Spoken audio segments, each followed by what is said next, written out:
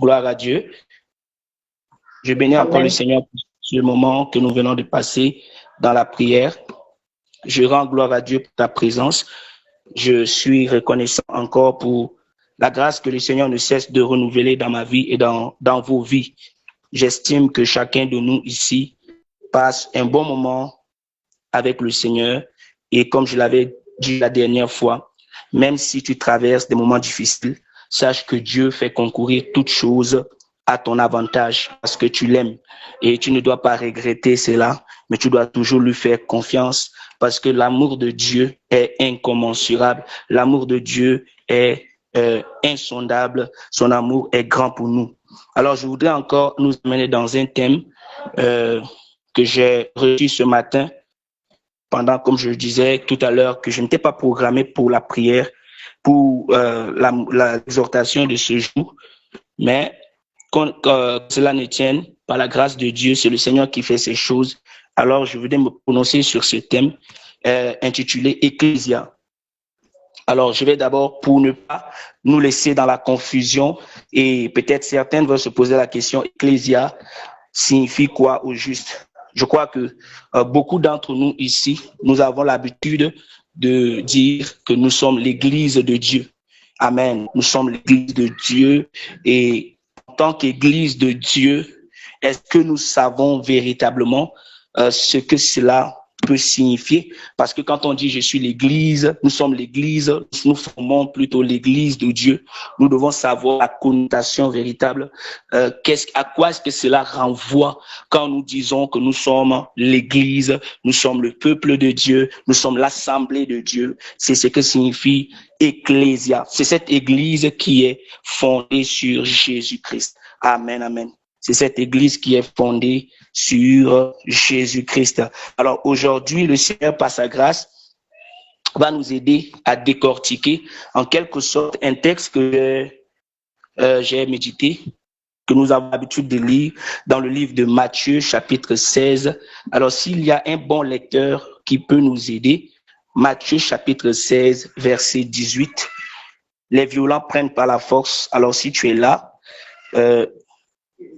tu vas lire Matthieu chapitre 16, verset 18. Matthieu chapitre 16, verset 18. Alors, s'il n'y a personne, je vais désigner Maman Nathalie, tu peux nous faire la lecture dans le livre de Matthieu chapitre 16, verset 18. Ok, une minute. Ouais. J'aimerais que ça soit participatif.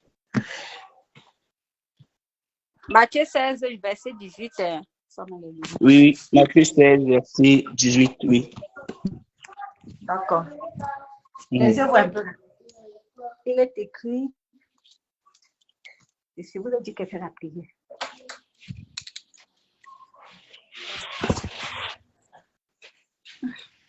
Matthieu 16, verset 18, il est écrit, et moi je te dis que tu es Pierre, et que sur cette pierre je bâtirai mon église, et que les portes du Seigneur des morts ne prévaudront point contre elle. Les portes du séjour. Amen. Oui, amen, amen. Je continue. Non, ça va, merci. Amen. Oui, le texte dit, c'est Jésus-Christ qui s'adressait à Pierre, alléluia, et il dit, je relis ici, et moi je te dis que tu es Pierre, et que sur cette pierre je bâtirai mon église, et que les portes du séjour des morts ne prévaudront point contre elle. Les portes du séjour des morts ne prévaudront point contre elle. Alléluia. C'est vraiment merveilleux pour nous en tant qu'enfants de Dieu de le savoir, parce que lorsque la Bible déclare que nous sommes l'église de Christ, l'église ici, je disais tout à l'heure, ce n'est pas le bâtiment. Parce que beaucoup dans leurs expressions disent, je m'en vais à l'église, c'est notre église qui est là-bas. Oui, d'une manière conventionnelle, on peut appeler l'église, ou bien là où les gens se rassemblent, l'église, c'est vrai, mais l'église, ce n'est pas d'abord le bâtiment, mais l'église, c'est l'assemblée de Jésus-Christ, l'assemblée de Dieu. Nous formons l'église. Alléluia. Nous sommes l'assemblée de Dieu. Et peu importe nos différentes congrégations ou obédiences, je dirais, nous sommes tous issus d'un seul Père. Nous formons le corps de Christ et nous sommes appelés, n'est-ce pas, à être unis dans un même esprit pour la gloire de Dieu. Et ce matin, le Seigneur m'a encore amené dans ce passage de Matthieu chapitre 16, verset 18, pour nous rappeler en quelque sorte la sécurité que le Seigneur nous donne lorsque nous lui appartenons, parce que dans sa déclaration formelle, le Seigneur a dit à son serviteur, l'apôtre Pierre, il a dit, et toi tu es Pierre, alléluia, et moi je te dis que tu es Pierre, et que sur cette pierre je bâtirai mon église, et les portes du séjour des morts ne prévaudront point contre elle. Déjà, au sens littéral du terme, lorsqu'on parle ici des portes de séjour de mort, il faut qu'on essaye d'abord de déchiffrer qu'est-ce que cela veut dire, qu'est-ce que cela veut nous enseigner. Cela, en hébreu et en grec, les portes symbolisent le lieu d'autorité et de gouvernement ou de décision. C'est-à-dire lieu d'autorité, de gouvernement ou de décision. Ça, c'est selon la connotation en hébreu. Quand on dit porte de séjour des morts ici, cela renvoie en quelque sorte à un lieu d'autorité, de gouvernement ou de décision. Alléluia. C'est là où on dit, quand nous voyons le séjour de mort ici, en hébreu c'est Sheol, en hébreu, et en grec c'est Hadès. Cela signifie le royaume de la mort, le lieu où vont les âmes des défunts. Et aujourd'hui, nous remarquons que malgré cette déclaration que le Seigneur Jésus a prononcée sur son Église, mais nous constatons quand même que c'est à l'Église qu'il y a toutes ces choses. C'est comme si l'Église est devenue un lieu de mort. Quand je parle de mort ici, je ne parle pas de mort physique, je parle d'abord de mort spirituelle.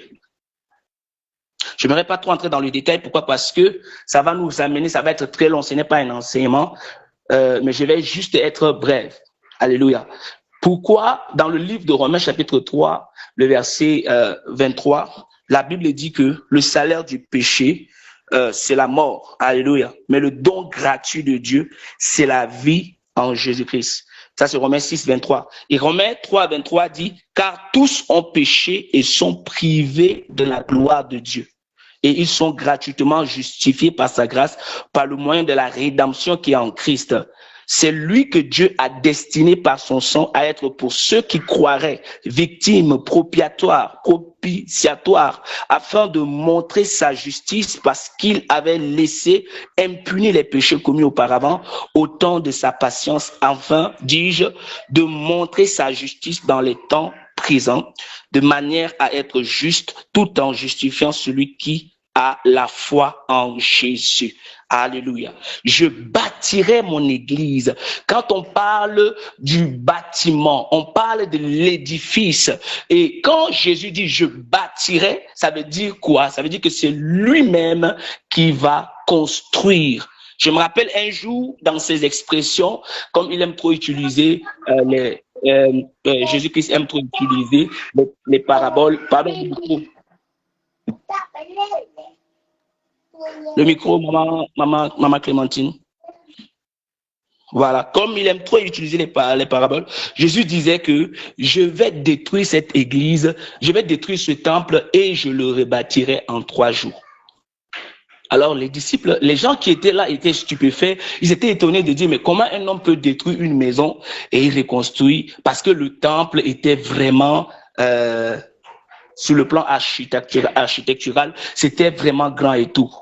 Et comment se fait-il qu'il peut détruire quelque chose qui a pris du temps à être construit et il va rebâtir cela en 3 jours? Comment ça va se passer? Alors, il leur parlait de lui-même, il parlait de son corps parce qu'il devait mourir et en 3 jours, il devait ressusciter. Bien aimé, il y a un mystère dans la mort et la résurrection de Jésus. il y a un mystère. Parce que lorsque le Seigneur Jésus était mort, c'était pas le Seigneur Jésus-Christ lui-même qui était mort, mais c'était toi et moi qui étions morts sur la croix. C'était nos péchés qu'il avait portés. C'était le vieil homme. C'était nous avec le péché adamique sur la croix. Et Jésus-Christ a été crucifié et par sa mort, il est venu renverser ce qui a été établi dans Romains chapitre 6, verset 23 et Romains 3, 23 qui dit « Car tous ont péché et sont privés de la gloire de Dieu. » Alléluia. Et l'autre dit, le salaire du péché, c'est la mort, mais le don gratuit de Dieu, c'est la vie. Alors, par cet acte de mort et de résurrection ici, Jésus-Christ est venu restaurer l'homme. Il a détruit et il a rétabli. C'est pourquoi nous voyons Jésus mourir. 3 jours plus tard, Jésus est ressuscité. Bien-aimés, toi et moi, nous sommes ressuscités avec Jésus. La mort n'a plus de pouvoir sur nous. Les portes de ce jour de mort n'ont plus de pouvoir sur nous. Pourquoi? Parce que Christ est mort pour nous. Il a accepté de porter nos maladies, nos transgressions, nos difficultés, nos péchés. Et tout ce qui nous rendait morts spirituellement, il les a cloués à la croix. Dans Colossiens chapitre 2, verset 15, la Bible dit, il a dépouillé les dominations, les autorités, les princes de ce monde des ténèbres et il les a livrés publiquement au spectacle en triomphant d'elles par la croix. Ce qui veut dire que, étant en Christ, nous sommes des nouvelles créatures. 2 Corinthiens chapitre 5, verset 17 dit que quoi? Si quelqu'un est en Christ, il est une nouvelle création. Dans d'autres versions, c'est création. Il est une nouvelle création. Les choses anciennes sont passées et toutes choses sont devenues nouvelles. Ça veut dire que Dieu nous a donné une nouveauté de vie. Il nous a donné une nouvelle identité en Jésus-Christ et une identité que rien ne peut détruire. Mais aujourd'hui, qu'est-ce qui fait en sorte que l'Église qui est en question devrait être inébranlable, se retrouve, n'est-ce pas, dans toute forme de difficulté? L'Église est devenue fragile. C'est dans l'Église qu'on trouve toutes sortes d'abominations. C'est dans l'Église qu'on trouve toutes sortes de divinations. C'est dans l'Église qu'on trouve le culte d'hommes. Alors, ce n'est plus Christ qui est devenu le centre de l'Église, mais aujourd'hui, l'homme adore l'homme. L'homme adore des statues d'Antite. La Bible parle de ça. Ils ont laissé le Créateur et ils ont adoré la créature. C'est ce qui fait en sorte que l'Église a perdu sa notoriété. L'Église a perdu son autorité. L'Église a perdu sa puissance. L'Église a perdu sa force. Pourquoi? Parce qu'il y a lorsque tu mélanges Dieu avec Satan, lorsque tu mélanges les choses de Dieu avec les choses du monde, tu seras fragile. Alors, quand je dis l'Église, ici, ça peut être une partie tout comme l'ensemble, mais je ne pense pas que ce soit l'ensemble, parce que je sais qu'il y a des gens qui, en ce moment, sont vrais avec Dieu. Et ceux-là expérimentent Matthieu chapitre 16, verset 18. Mais ceux qui ne marchent pas, qui ne se conforment pas à Christ, ne peuvent pas expérimenter la réalité de ce que le Seigneur Jésus a déclaré sur son serviteur Pierre. Il dit, moi je dis que tu es Pierre, et sur cette pierre, je bâtirai mon église.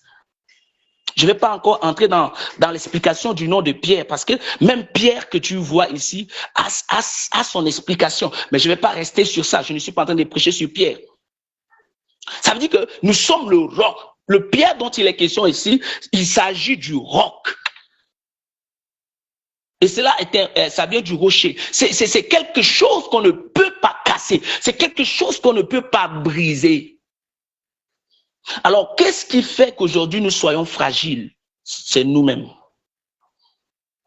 Je vais dire à quelqu'un ce matin, aucun démon, aucun sorcier, aucun esprit marin, aucun esprit maléfique ne peut te déchoir ou te dévier de la volonté de Dieu si toi-même tu ne lui donnes pas l'autorité, si toi-même tu ne lui donnes pas la possibilité de le faire. Satan ne peut rien contre toi parce que Jésus a dépouillé les dominations, les autorités et il les a livrées publiquement en spectacle en triomphant d'elles par la croix. Alléluia. Il a triomphé par la croix. Alors, quand je disais tantôt que, au sens littéral, en hébreu et en grec, les portes symbolisent le lieu d'autorité, de gouvernement ou de décision. Ici, bien aimé, c'était dans les villes anciennes. Amen. Dans les villes anciennes, ici, les décisions se prenaient à la porte de la ville. C'était ce qui se passait dans les villes anciennes. Les décisions se prenaient où? À la porte de la ville. Quand nous regardons par exemple dans le livre de Ruth, chapitre 4, ici nous voyons l'histoire de Boaz. La Bible dit, Boaz monta à la porte et s'y arrêta. Or, voici celui qui avait droit de rachat et dont Boaz avait parlé. Vint à passer. Boaz lui dit, approche, reste ici, toi, un tel. Et il s'approcha et s'arrêta. Alléluia. Boaz prit alors 10 hommes parmi les anciens de la ville et il dit, asseyez-vous ici. Et ils s'assirent. Puis il dit à celui qui avait le droit de rachat, Naomi, revenue du pays de Moab, a vendu la pièce de terre qui appartenait à mon frère Elimelech. Alors, c'était une porte devant laquelle des décisions se prenaient. Et quand nous voyons également, je vais aller très rapidement, dans le livre de Proverbes, chapitre 31, Proverbes, chapitre 31, voilà, verset 23, la Bible dit quoi? La Bible dit, je lis, son mari est considéré aux portes lorsqu'il siège avec les anciens du pays. Donc, les décisions se prenaient aux portes. Ça, c'était avant. Alléluia. Se prenaient aux portes. Et je disais tantôt que le séjour des morts, dont je parlais tout à l'heure, désigne le royaume de la mort, le lieu où vont les âmes des défunts. Donc, ici, nous devons savoir que, bien aimé, les portes de séjour des morts sont ici, représentent quoi? Les puissances, l'autorité et les stratégies de la mort et de l'enfer. Et le monde des ténèbres, bien aimé, chaque jour que nous voyons, comment on appelle, le jour s'élever, la nuit tomber, le diable ne dort pas. Le gouvernement satanique est tellement organisé. Ils sont tellement organisés et leur objectif, c'est de renverser, n'est-ce pas, l'Église. Je rappelle encore que l'Église ici, c'est l'assemblée des saints. C'est le peuple de Dieu que nous sommes. Comme par exemple, la cité de David, nous sommes une Église. Nous sommes une assemblée des saints. Et qu'est-ce que le diable va faire? Si le diable veut nous fragiliser, qu'est-ce qu'il va faire?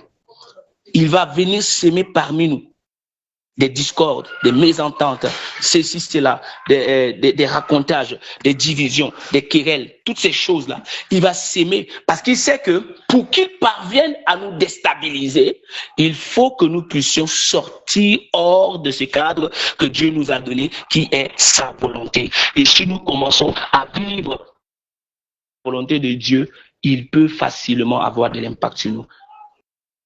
Alors le péché ici donne accès à ces forces maléfiques, n'est-ce pas, de dominer dans nos vies. C'est pourquoi nous devons connaître notre identité. Nous devons savoir que nous sommes Ecclésia. Ecclésia, l'assemblée de Dieu. Et nous sommes cette église que Christ a bâtie, que rien ne peut renverser. Bien-aimé, je t'encourage dans ta relation avec Dieu de ne pas ouvrir des portes à l'ennemi. Parce que le Seigneur Jésus-Christ dit, le prince de ce monde vient, mais il n'a rien de lui en moi. Tant qu'il n'a rien de lui en toi, il ne peut pas t'atteindre. Il ne peut pas te renverser. Il ne peut pas te dominer. Les séjours de mort ne peuvent pas prévaloir contre ta vie parce que tu demeures sous l'abri du Très-Haut. Celui qui demeure sous l'abri du Très-Haut repose à l'ombre du Tout-Puissant. Lorsque tu n'es plus sous l'abri du Très-Haut, lorsque tu sors de l'abri du Très-Haut pour aller dans le péché, tu n'es plus sous l'abri du Très-Haut, tu es sous l'abri du péché, tu es sous l'abri de Satan. Alors il peut faire de toi ce qu'il veut. Il peut te manipuler à sa guise, il peut te contrôler comme il veut, mais aussi longtemps aussi vrai que l'Église va demeurer, n'est-ce pas, dans sa position que Christ lui a donnée, elle sera inébranlable. C'est pourquoi j'ai l'habitude de dire aux gens que lorsque vous lisez 2 Corinthiens chapitre 5 verset 17, est-ce que vous comprenez ce que cela signifie exactement? Si quelqu'un est en Christ, être en quelque chose, c'est demeurer dans la chose, se trouver dans la chose. Mais aujourd'hui, triste est de constater qu'on s'est dit que nous sommes en Christ, mais nos vies ne sont pas en Christ. Parce que quand on te voit, toi, ta façon de vivre, ta façon de te comporter, ta façon de parler, peut-être quand on te voit, tu chantes les cantiques, tu vas à l'église. Mais ce n'est pas ça être en Christ. C'est une vie que tu dois manifester pour dire que tu es véritablement en Christ. Alléluia. Ça, c'était au sens littéral que j'expliquais. Mais dans un sens spirituel maintenant, qu'est-ce que cela veut dire?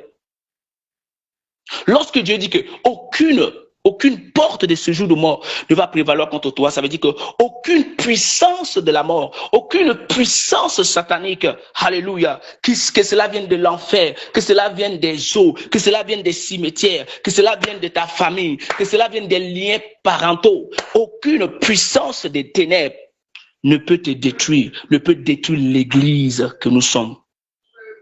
Même si l'ennemi nous attaque, alléluia, même si l'ennemi vient pour te renverser, même si les forces des ténèbres de la maison de ton père, de la maison de ta mère, se lèvent en marche contre toi, même s'ils t'attaquent, bien-aimé, tu seras toujours invincible.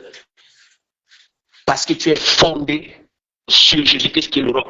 Donc, avant qu'on puisse t'ébranler, c'est comme une maison. Une maison qui a une bonne fondation. Quand tu construis une maison, 1+2, ou 1+5, ou 1+10, la dureté de 1+10, la force de cette maison, de cet édifice, dépend de sa fondation. Si la fondation n'est pas bien solide, tout ce qu'on a arrangé en haut, même si le décor architectural, même si, comment je vais dire, trop de design, on a décoré, on a fait comment, beau à voir, mais si la fondation n'est pas solide, la maison va tomber. Il y aura des fissures. Et c'est ce qu'aujourd'hui l'Église est. Si tu n'es pas attaché à Jésus, tu deviens quoi? Fragile. Et c'est facile que le vent, un simple vent, va te renverser. Nous devons nous appuyer sur Jésus. Et Jésus-Christ est la parole de Dieu. Celui qui demeure sur cette parole, même si le vent se lève, même si la tempête se lève, il ne sera pas ébranlé. Pourquoi? Parce que Christ est le roc. Christ est la fondation par excellence. Alléluia. Christ est la fondation par excellence. Dans le livre d'Ésaïe, chapitre 28, verset 18, la Bible dit, votre alliance avec la mort sera détruite, votre pacte avec le séjour de mort ne subsistera pas. Même s'ils ont fait des alliances de mort contre toi, même s'ils ont fait des alliances de mort contre ta vie, bien aimé, cela ne subsistera pas. Pourquoi? Parce que c'est Jésus-Christ qui est la fondation de ta vie. Et dans 1 Corinthiens chapitre 15, verset 57, la Bible dit, grâce soit rendue à Dieu qui nous donne la victoire par notre Seigneur Jésus-Christ. Jésus nous a donné la victoire sur les forces des ténèbres. Jésus-Christ nous a donné la victoire sur les puissances maléfiques. Jésus-Christ nous a donné la victoire. C'est pourquoi, étant Église, étant le corps de Christ, étant l'assemblée de Dieu, bien aimé, si nous sommes unis, nous sommes encore plus forts. Si nous marchons dans la vérité, nous sommes encore plus forts. Un forum comme Cité de David, c'est un forum qui doit faire mal dans le monde des ténèbres. Imaginez que nous prions chaque jour 12 heures. Vous croyez que c'est du blabla? 1 heure dans la présence de Dieu vaut mieux que 1000 ailleurs. Même 1 seconde que tu parles dans la présence de Dieu, est-ce que tu imagines le dégât que cela est en train de faire dans le monde des ténèbres? Alors le Seigneur nous invite à venir comme ecclésia. Le Seigneur nous invite à venir comme une assemblée des saints. Une assemblée dans laquelle nous sommes unis. Nous partageons une même vision. Et Christ est notre roc. Il est notre fondation. Est-ce que Jésus-Christ est ta fondation? Alléluia. Jésus-Christ est notre fondation. Et nous devons savoir que si nous nous attachons à lui, nous serons invincibles. La mort et l'enfer n'ont plus d'autorité sur nous. Les malédictions n'ont plus d'autorité sur nous. Pourquoi? Parce que Christ détient déjà la victoire finale. Alléluia. Et c'est dans cette victoire que nous nageons. C'est dans cette victoire que nous marchons. C'est dans cette victoire que nous évoluons. C'est dans cette victoire que nous œuvrons. Est-ce que nous sommes cette communauté appelée hors du monde? Ecclésia ici, c'est une communauté appelée hors du monde. Mais quand tu vérifies bien dans ce forum, tu vas voir encore les gens qui écoutent les musiques mondaines et ils se disent chrétiens. Tu écoutes les musiques mondaines, tu regardes les pornos, tu te masturbes, tu fais encore les choses du monde et tu ne fais pas partie de l'Ecclésia. Parce que Ecclésia, c'est une église hors du monde. Quand je parle du monde, je parle de ce système établi par le monde des ténèbres. Nous ne faisons plus partie de ce monde, même si nous sommes dans ce monde, mais nous ne faisons plus partie de ce monde. Pourquoi? Écoutez, étymologiquement parlant, en grec, lorsqu'on dit ecclésia, ça vient d'abord de ek. Ça fait longtemps que je n'ai pas fait l'école langue, je ne sais pas si c'est suffixe ou c'est préfixe. Alléluia. Ek qui signifie hors d'eux. Alléluia. Hors d'eux. Donc, Dieu nous appelle ici à sortir du monde. Donc, ecclésia ici, et eccléo, ou kaléo, signifie appeler. Donc, Dieu nous appelle à sortir du monde. Mais toi, tu es dans le monde, mais tu te réclames quand même du corps de Christ. Tu n'es pas du corps de Christ si tu continues à vivre comme un mondain. Tu n'es pas du corps du Christ et tu es en danger. C'est pourquoi les réclamations de ta famille peuvent te toucher. C'est pourquoi la sorcellerie peut te toucher. C'est pourquoi les blocages peuvent te toucher. Pourquoi? Parce que tu n'es pas dans la bergerie. Tu es hors de la bergerie et le berger ne peut pas prendre soin de toi. Il est vrai que Jésus a dit que lorsque la brebis s'égare, le berger va faire quoi? Va chercher. Il peut laisser 99 brebis pour aller chercher. Mais quand tu es dehors là, tu es exposé aux intempéries. Tu es exposé aux dangers. Et si le Seigneur Jésus n'intervenait pas, peut-être tu serais déjà mort. Il y a des gens ici, tu as envie parce que c'est l'amour de Dieu seulement qui te garde. Parce que tu es exposé à la mort chaque jour. Tant que tu n'es pas sous l'abri du Très-Haut, ta vie est en danger. Le Seigneur t'invite ce matin. Le Seigneur t'invite cet après-midi à revenir dans la bergerie. C'est dans la bergerie que ta vie sera en sécurité. Le psalmiste David a compris, il a dit que l'Éternel est mon berger. Je ne manquerai de rien. Mais si tu n'es pas dans la bergerie, comment tu seras nourri? Pendant que les autres sont en train de manger, toi tu es dehors. C'est toi plutôt qu'on va chercher à manger. On va dire, regardez une bonne viande qui est en train de marcher. Il faut qu'on tue cette viande. Soit dans la bergerie, soit dans l'enclos. Alléluia. Donc le Seigneur nous invite, bien-aimés, à aller dans les profondeurs. Quand nous regardons dans le Nouveau Testament, Ecclésia apparaît plus de 110 fois sous deux dimensions. Premièrement, sous la dimension universelle. Dans la dimension universelle ici, Ecclésia renvoie à l'ensemble de tous les croyants, le corps de Christ. Amen. Ici, quand nous regardons dans le livre de, je crois, c'est Éphésiens chapitre 1, versets 22 à 27, la Bible déclare que nous formons l'ensemble de tous les croyants, le corps de Christ. Alléluia.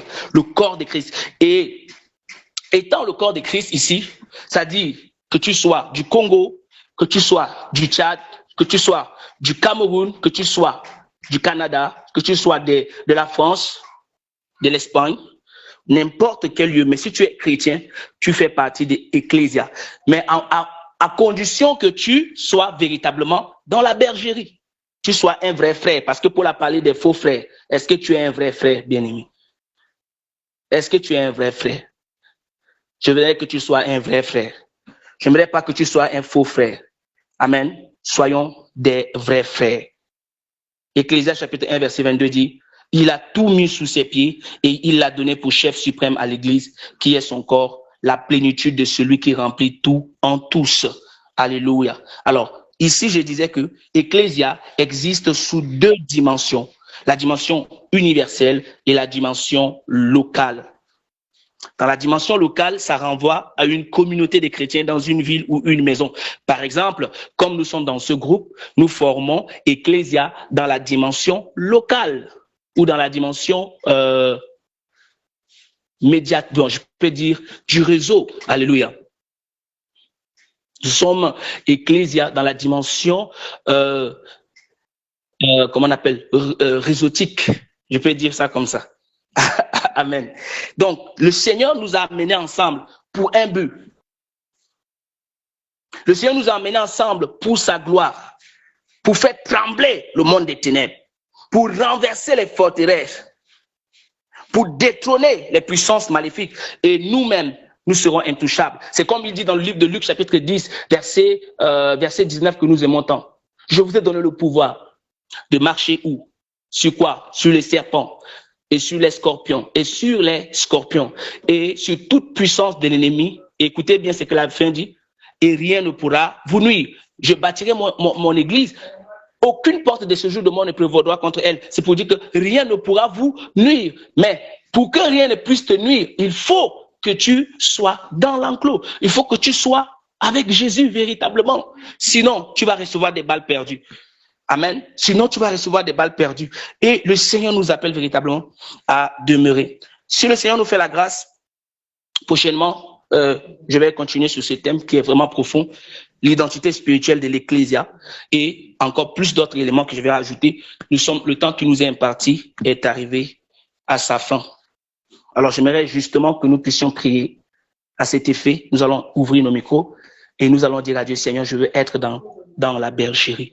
Je ne veux pas être hors du camp, mais je veux être hors du monde. Au lieu d'être hors de ta maison, au lieu d'être hors de ta volonté, retire-moi du